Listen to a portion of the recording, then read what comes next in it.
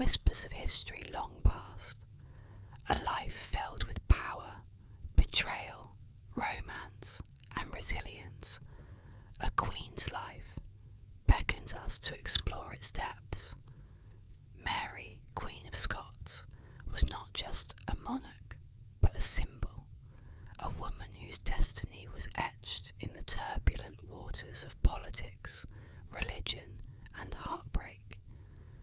Her story is one of glittering courts and shadowy dungeons, of love and loss, of loyalty and treachery.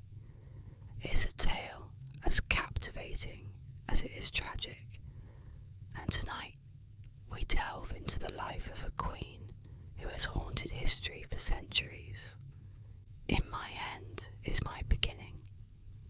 These were the words embroidered on Mary's cloth of estate, a personal motto that echoes through time, foreshadowing her extraordinary journey. This simple yet profound statement encapsulates her life, a life where every end seemed to mark the beginning of yet another chapter in her remarkable saga. It speaks of a queen who, despite the darkest of trials, remained unyielding, her spirit refusing to dim even in the face of death. As we unravel her story, this motto will serve as our guide, weaving its way through the triumphs and tragedies that defined her. Welcome to ASMR History. My name is Sophie, and in tonight's video we focus on Mary, Queen of Scots, a woman whose life was as magnificent as it was tumultuous. Her tale is one that resonates across the centuries, leaving its mark not only on Scottish history, but also on the broader canvas of European politics and religion. It is a story of ambition and vulnerability, of fierce determination and quiet despair, a life that continues to intrigue and inspire. Whether you are a long-time admirer of history or simply seeking a moment of calm reflection, let us journey together into the life of one of history's most enigmatic queens. As we embark on this journey, you will discover the intricate layers of Mary's life. Born into royalty, she was a queen from infancy, her very existence tied to the fate of Scotland and its uneasy relations with England. Her legacy reaches far beyond the borders of her homeland, touching the courts of France, the towers of England, and the hearts of those who still wonder at her resilience. She was a queen, a prisoner, a mother, and ultimately a martyr to her cause. But before we dive into the storms and battles that shaped her reign, let us start where every story begins, with her early life and childhood.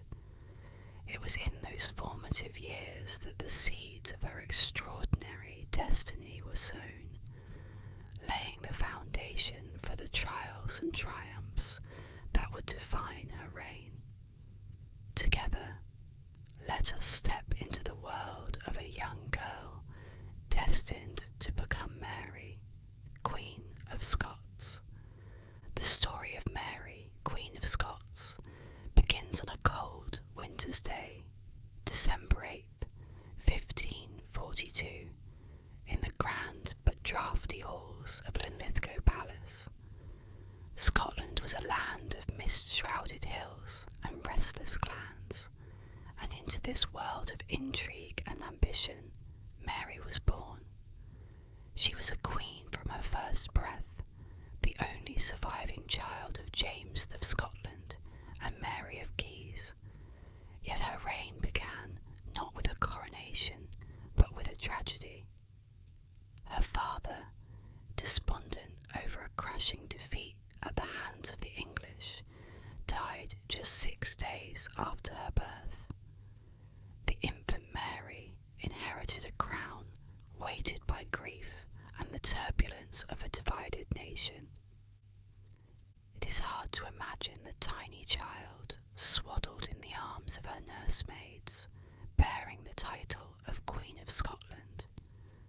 Hers was a nation fraught with tension, a battleground of faith and power, caught between the burgeoning Protestant Reformation and its Catholic past. From the very beginning, Mary's life was shaped by forces far beyond her control, forces that would continue to mould her destiny as she grew.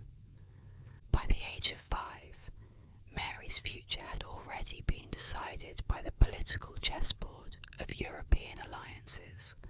She was sent across the sea to France, a move designed to secure a Catholic ally for Scotland against the Protestant threat from England.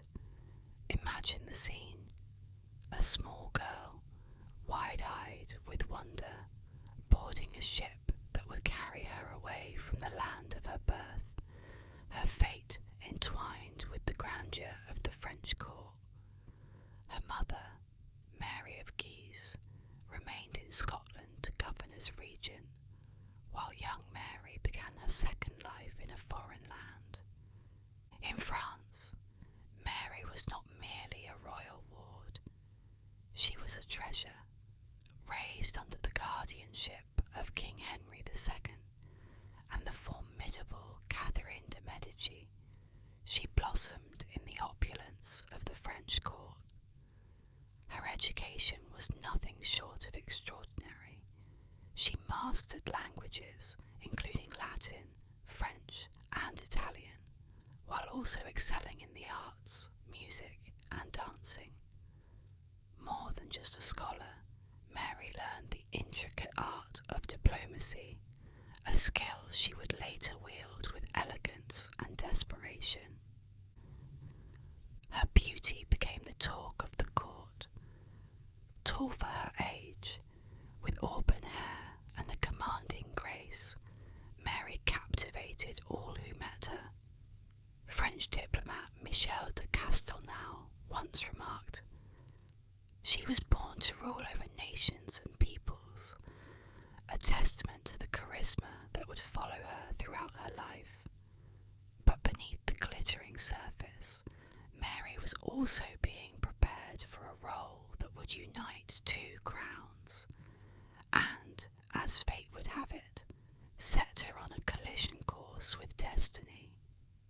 At the tender age of 16, Mary was married to Francis, the Dauphin of France, in a union that symbolised the alliance between Scotland and France. Their marriage was a spectacle of grandeur, a vision of silks and jewels, but it was also a calculated political manoeuvre. In 1559, following the sudden death of King Henry II, Mary and Francis ascended the throne as Queen and King Consort of France. For a brief, shining moment, Mary held the titles of Queen of France and Queen of Scotland, her power stretching across 2 nations. However, her time as Queen of France was heartbreakingly short. Francis, frail and sickly, died in 1560, leaving Mary widowed at 18. The French court, which had once been her sanctuary, became a place of sorrow.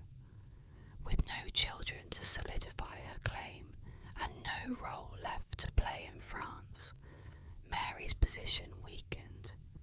It was time to leave behind the life she had built and return to the land she had scarcely known as a child. The journey back to Scotland was more than a physical voyage. It was a step into an uncertain future. Mary, once the dazzling queen of one of Europe's greatest courts, was now returning to a country rife with religious conflict and political intrigue. She would face Protestant reformers who viewed her Catholicism with suspicion, noble factions vying for power, and a cousin in England, Elizabeth, who watched watched her every move with wary eyes. As Mary stepped ashore in Scotland, her life entered a new and perilous chapter. This was no longer the golden world of the French court. Here she would have to navigate the treacherous waters of her reign, balancing her desire to rule with the harsh realities of a divided nation. Let us now follow her as she takes her place as Queen of Scots, a queen determined to reign, but destined to face trials that would test her very soul.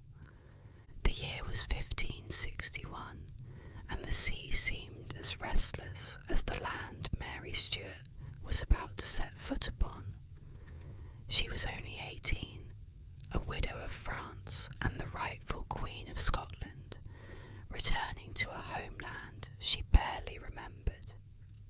The Scotland she sailed into was not the romanticised land of her childhood, but a country divided by bitter religious strife.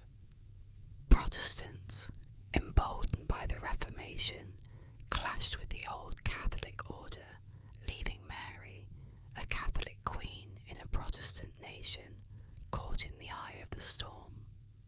Yet, as her ship docked and she stepped onto Scottish soil, her head held high, there was no sign of hesitation. Mary was determined to rule, though the challenges that awaited her were unlike any she had ever faced. The political and religious tension in Scotland was palpable. To her Protestant subjects, Mary was a dangerous remnant of the Catholic past, a monarch whose faith clashed with the reforms sweeping across the country. To her Catholic supporters, she was a beacon of hope, a queen sent by God to restore their place in society. Balancing these factions required finesse, and Mary set to work immediately, holding court with a mixture of charm and resolve. But the path ahead was fraught with hostility, none more glaring than the animosity of John Knox, the fiery Protestant reformer who saw Mary as both a theological and political enemy. Knox was relentless in his opposition. To him, a Catholic queen was an affront to God's will, and a female ruler was a monstrous thing.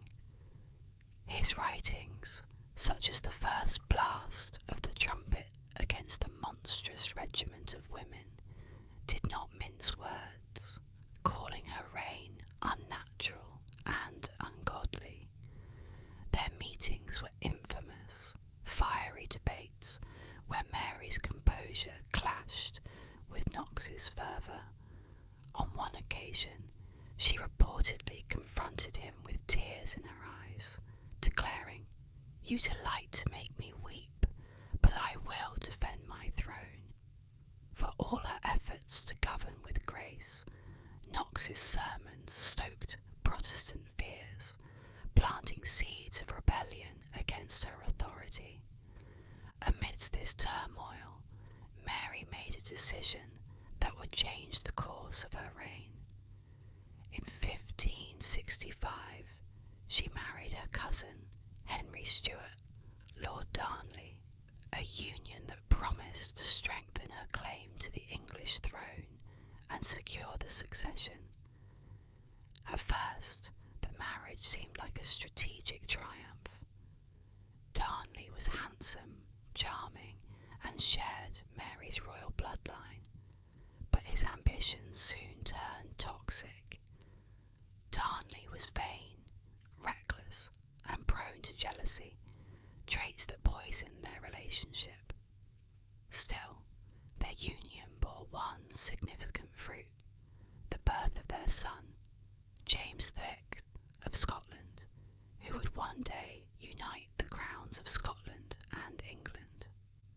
Darnley's instability reached its breaking point in 1566, with the murder of David Rizzio, Mary's loyal secretary and confidant. Rizzio had earned Darnley's ire, fueled by rumours of undue influence intimacy with the Queen. One fateful evening, Darnley led a group of armed men into Holyrood Palace, dragging Rizzio from Mary's side and murdering him in cold blood. The pregnant Queen was held at knife point as her friend was stabbed repeatedly, his blood staining the floor of her chambers. The shock of the event took a toll on Mary's health, but it also shattered whatever trust remained in her marriage. Darnley's betrayal was complete, and their relationship never recovered. The murder of Rizzio marked a turning point in Mary's reign. It exposed the cracks in her court and her vulnerability as a ruler, surrounded by ambitious men with their own agendas. Worse, it deepened the mistrust between her Protestant and Catholic subjects. Still, Mary pressed on, determined to protect her throne and her son's inheritance. But beneath her composed exterior, the pressure mounted. Scotland, with its rugged landscapes and equally rugged politics, had become a battlefield where Mary fought not only for her crown, but for her survival. Her resilience during these years was remarkable, yet the challenges only grew. The political intrigues that surrounded her court became more dangerous, the factions more determined to see her fall. As Mary navigated these treacherous waters, the stage was being set for her most devastating trials yet. The murder of her husband, scandalous accusations, and her ultimate betrayal by those closest to her would soon overshadow even the darkest days of her return to Scotland. With the weight of her reign growing heavier, Mary faced a choice: to bow to the forces aligning against her, or to stand firm in the face of relentless adversity. It was a choice that would define not only her reign, but also her legacy. Let's now follow her into the storm, where political intrigue, betrayal, and tragedy would lead to her eventual downfall.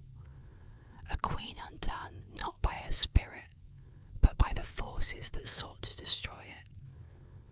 The cold air of February 1567 carried whispers of murder as Kirker Field, a house outside Edinburgh, was reduced to rubble by an explosion.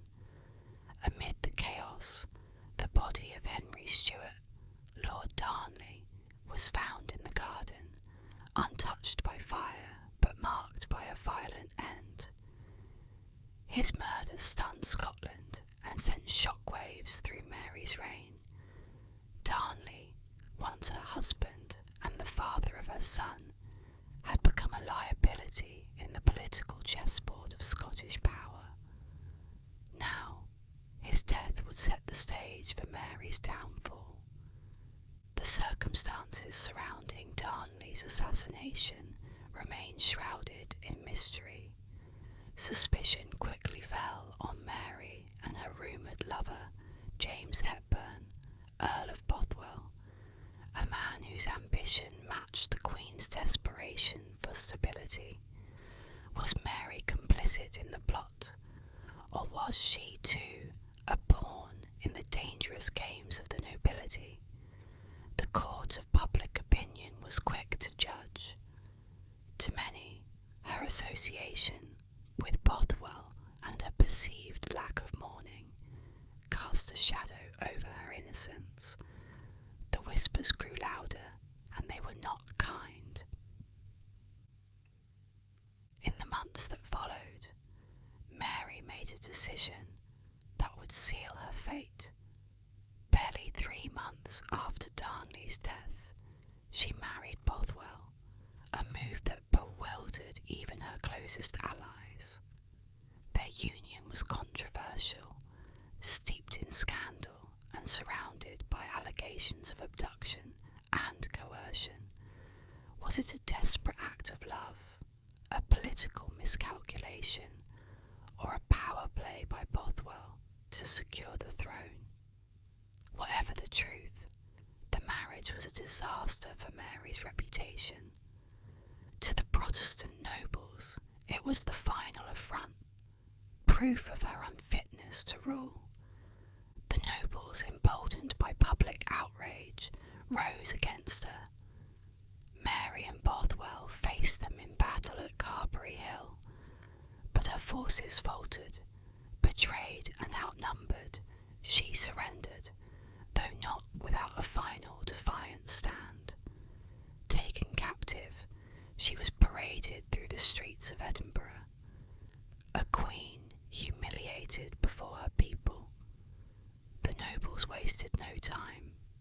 Mary was imprisoned at Loch Leven Castle, and in July 1567, under immense pressure, she was forced to abdicate in favour of her infant son, James VI. Stripped of her throne, Mary's spirit remained unbroken. She reportedly declared, "No more tears now, I will think of revenge," a sentiment that captured her resilience and determination. Her time at Loch Leven was marked by attempts to regain her power. With the help of loyal supporters, she orchestrated a daring escape in 1568, disguising herself and slipping past her captors under the cover of darkness. Once free, she rallied her remaining allies and marched into battle to reclaim her throne. But fate was not on her side. At the Battle of Langside, her forces were decisively defeated by the Regent Moray's army. Watching the banners of her enemies rise over the battlefield, Mary must have realised her time in Scotland had come to an end. Her kingdom, her power, and her dreams of uniting a divided nation had crumbled. With nowhere else to turn, she made a fateful decision: to seek refuge in England, placing her trust in her cousin, Elizabeth. Mary's flight to England marked the end of her reign and the beginning of a new chapter, one defined by imprisonment, intrigue, and an enduring struggle to reclaim her freedom. Scotland was now behind her, but her story was far from over. Let us follow her as she crosses the border, leaving her homeland and stepping into the lion's den of Elizabeth's court, where her life would take a dramatic and ultimately tragic turn. In May 1568, Mary Stuart made a desperate gamble, fleeing Scotland for the promise of safety in England. Her escape was a harrowing affair, a final act of defiance after the crushing defeat at the Battle of Langside. She crossed the Solway Firth, her spirit unbowed despite the storm of betrayal that had stripped her of her crown and her country.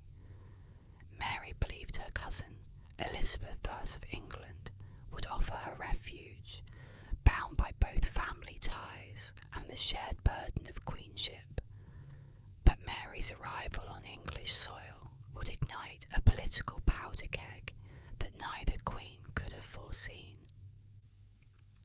To Elizabeth, Mary's presence was as dangerous as it was inconvenient. Here was a Catholic queen with a legitimate claim to the English throne, a symbol of hope for English Catholics who viewed Elizabeth's Protestant reign as illegitimate.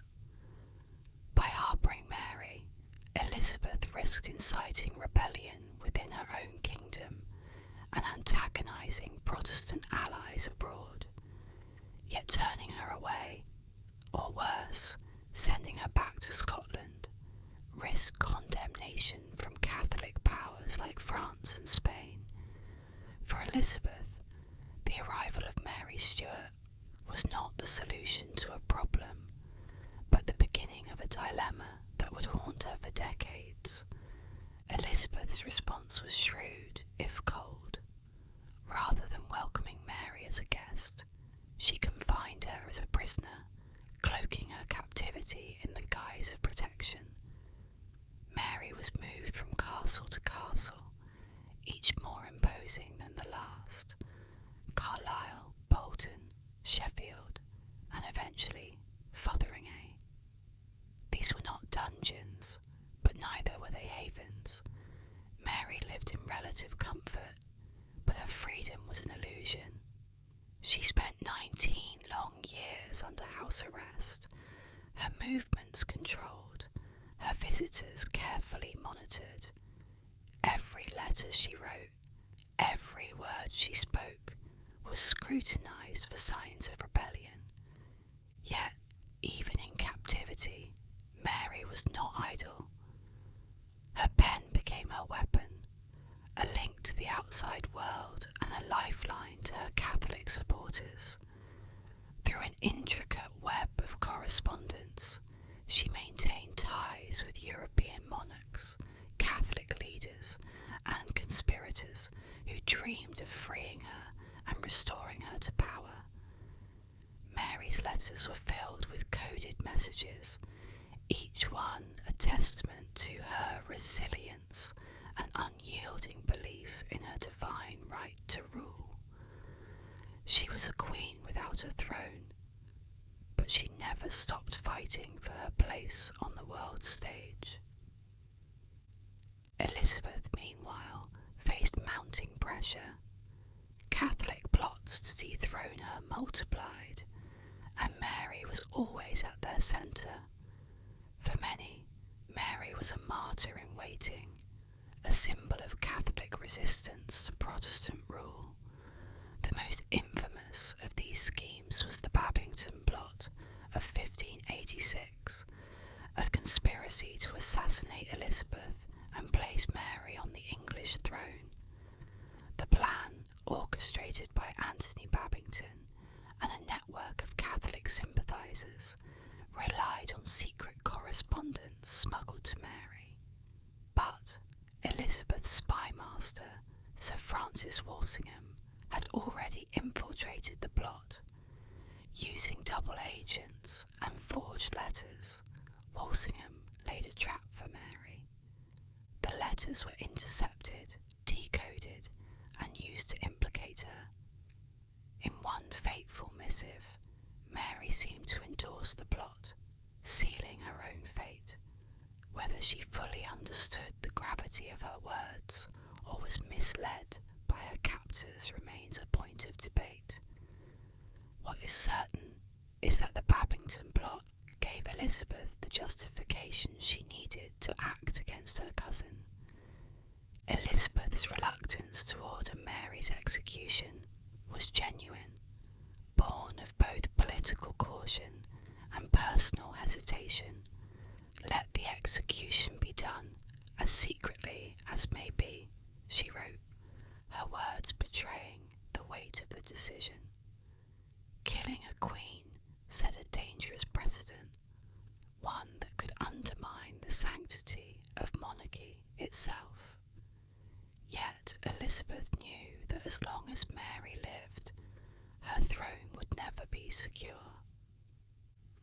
Mary's imprisonment had been long and grueling, her hopes raised and dashed with every turn of events. But her darkest days were still to come. With the evidence of the Babington plot laid bare, the machinery of justice began to move against her. The shadow of the scaffold loomed, and Mary, ever the Queen, prepared to face her final chapter with the dignity that had defined her life.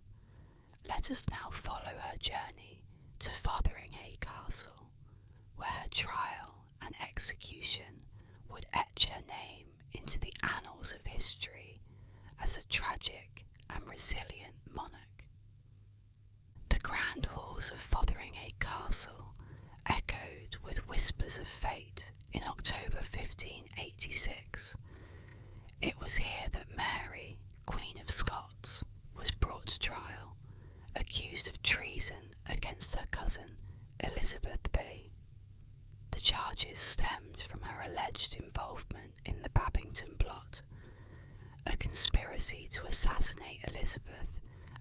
saw Catholic rule in England.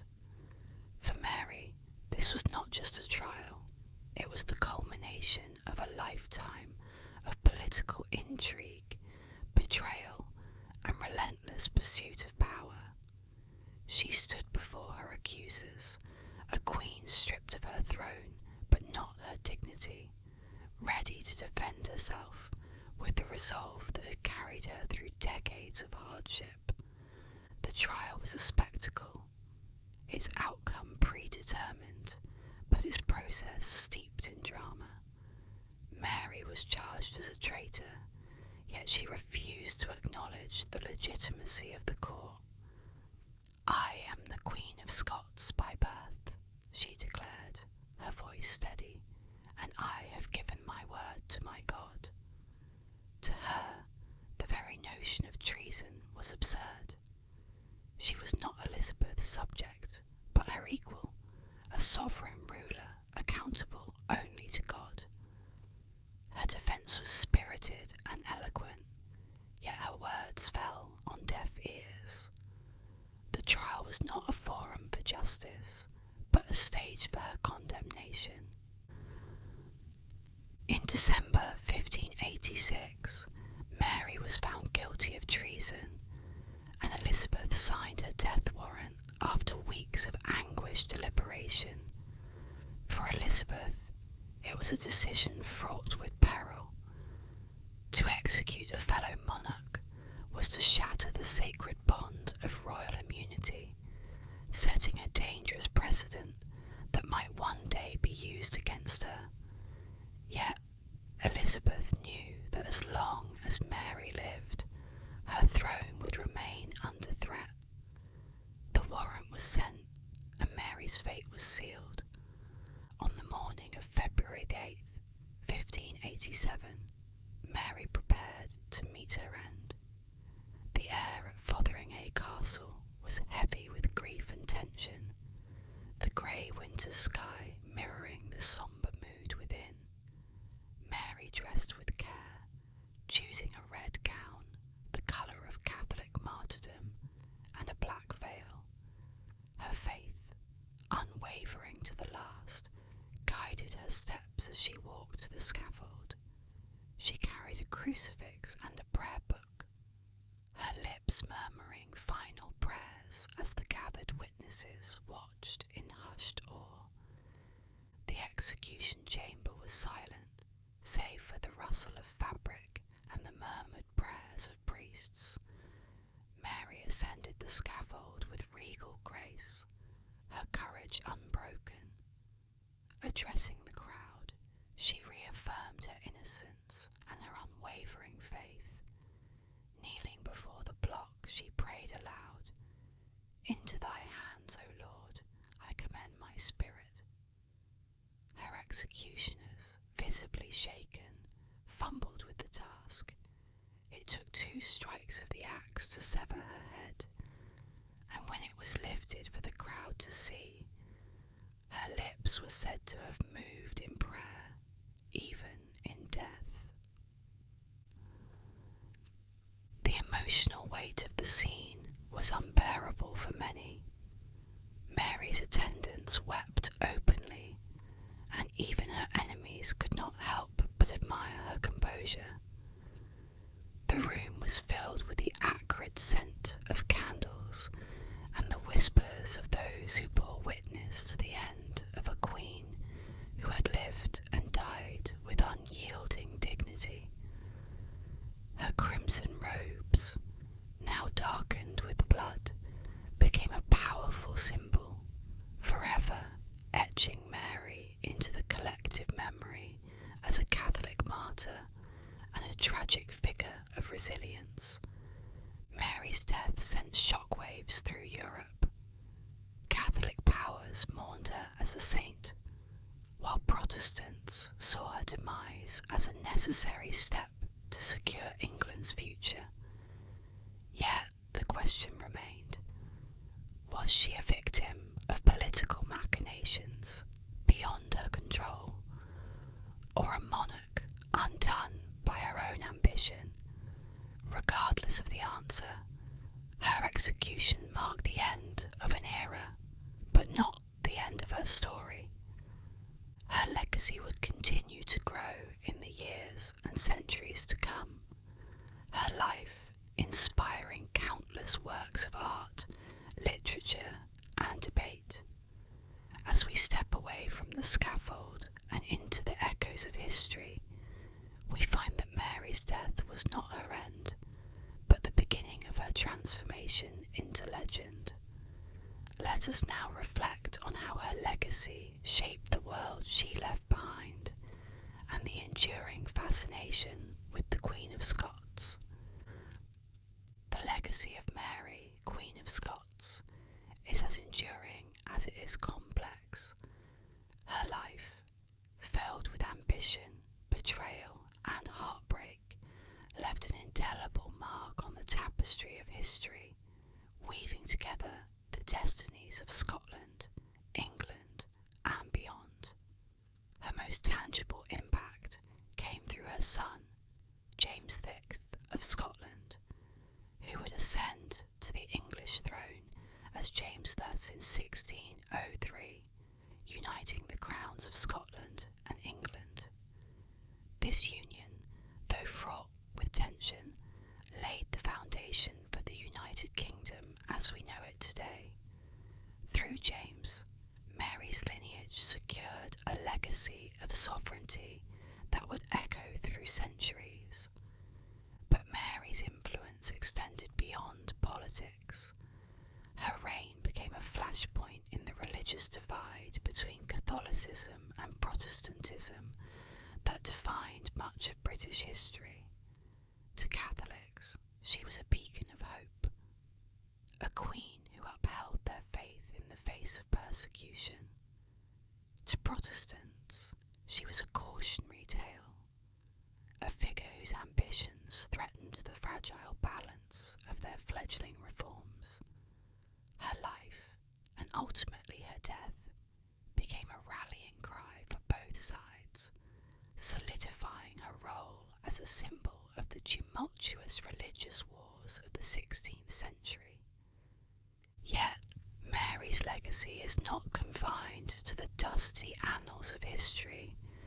It has thrived in the world of art, literature, and film. Her story, filled with the drama of a Shakespearean tragedy, has captured the imagination of writers and artists for centuries. From Friedrich Schiller's play Maria Stuart to modern portrayals in cinema, her life has been romanticised as that of the doomed queen, a woman whose beauty and grace were matched only by the misfortunes that befell her.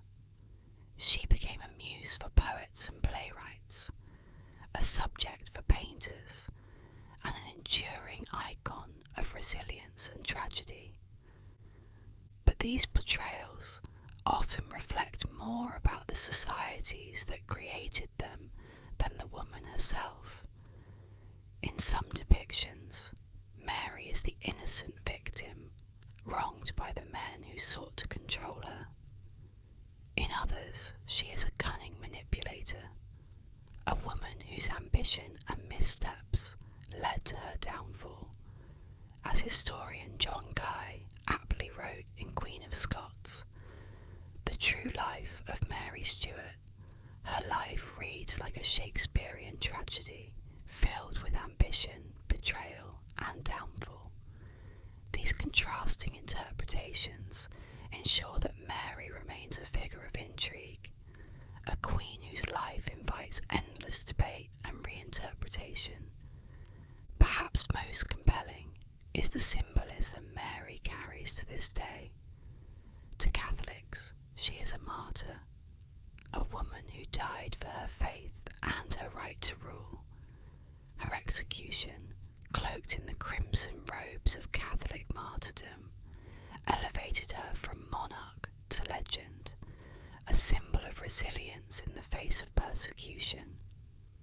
To historians, she is a study in power and its perils, a reminder of how personal ambition and political circumstances can collide with devastating consequences, and to the public, she is a tragic figure, one who invites empathy and fascination in equal measure. Mary's legacy also resonates in broader themes of gender and power. As a queen in a world dominated by men, she faced unique challenges, her every decision scrutinised through the lens of her gender. Her struggles and triumphs echo in the stories of women who have fought for authority and recognition throughout history. In this way, Mary's life serves as a bridge between the past and the present, her legacy a reminder of the enduring complexities of leadership, identity, and faith. Though centuries have passed since her death, the fascination with Mary, Queen of Scots, shows no sign of fading. She continues to captivate as a queen, undone by the forces around her, yet unbroken in spirit. As we consider her legacy, we are drawn to the human story beneath the crown, a story of ambition and vulnerability, of triumph and loss, of resilience and humanity. Her legacy is a prism, refracting light in myriad directions. It touches politics, art, religion, and culture, leaving traces of her influence in every corner. Yet, as we reflect on all she represents, it is impossible to ignore the enduring questions her life raises. Was she a victim of circumstance, or a queen undone by her own ambition? A tragic heroine, or a flawed ruler? These questions linger, ensuring that Mary's story remains as alive today as it was over 4 centuries ago. As we move forward, let us step back from the legacy and return to the woman herself. Mary's life was one of remarkable highs and devastating lows, a journey marked by the fierce determination of a queen and the fragile humanity of a woman. It is time now to reflect on her life in its entirety, to piece together the triumphs and tragedies that defined her, and to find meaning in her extraordinary story. As I sit here reflecting on the life of Mary, Queen of Scots, I find myself drawn to the sheer scope of her journey, one that began with such immense promise and ended with unimaginable tragedy. Mary's life was a tapestry woven with triumph and heartbreak, a story that feels both larger than life and deeply human. She was a queen from birth, thrust into a world where power and survival were inseparable. From the glittering courts of France to the stormy landscapes of Scotland, her path was anything but ordinary. Mary began her reign as a beacon of hope, a young queen whose beauty, intelligence, and charm captivated those around her. She was a symbol of unity for Scotland and France, a monarch destined for greatness. Yet, as I've traced her journey, it's clear that the forces surrounding her were relentless. Her life was shaped and often consumed by the machinations of power, the turbulent tides of religion, and the crushing weight of expectation.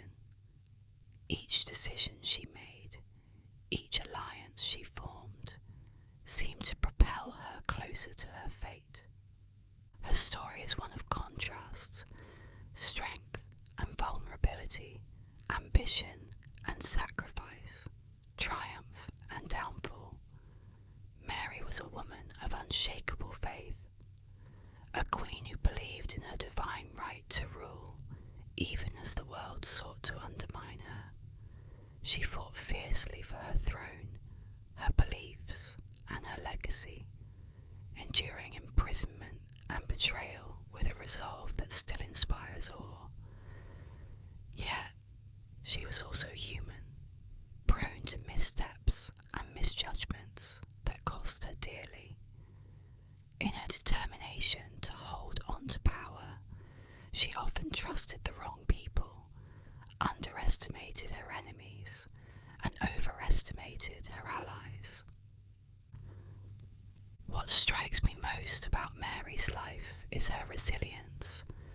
Even in her darkest hours, when she was stripped of her crown, her freedom, and her dignity, she held fast to her faith. "I die for my faith and for my God, and I expect to be judged with mercy," she declared before her execution, her voice unwavering. That single sentence captures the essence of Mary Stuart, a queen who, even in death, refused to relinquish her identity or her beliefs. Her story to me is a reminder of the complexities of power. It teaches us that leadership is rarely straightforward, that every crown comes with a price. It also underscores the enduring strength of faith, the courage to face one's fate with grace, and the humanity that underpins even the grandest of lives. As I close this reflection, I can't help but marvel at how Mary's legacy continues to resonate. She was more than a queen. She was a symbol, a woman whose life reminds us of the beauty and the tragedy of ambition. Her story is one I will carry with me, a testament to the enduring power of resilience, faith, and the human spirit. I hope you enjoyed today's video about the life of Mary, Queen of Scots. If you did, make sure you're subscribed and feel free to comment below with ideas for future videos. And, as always, sleep well.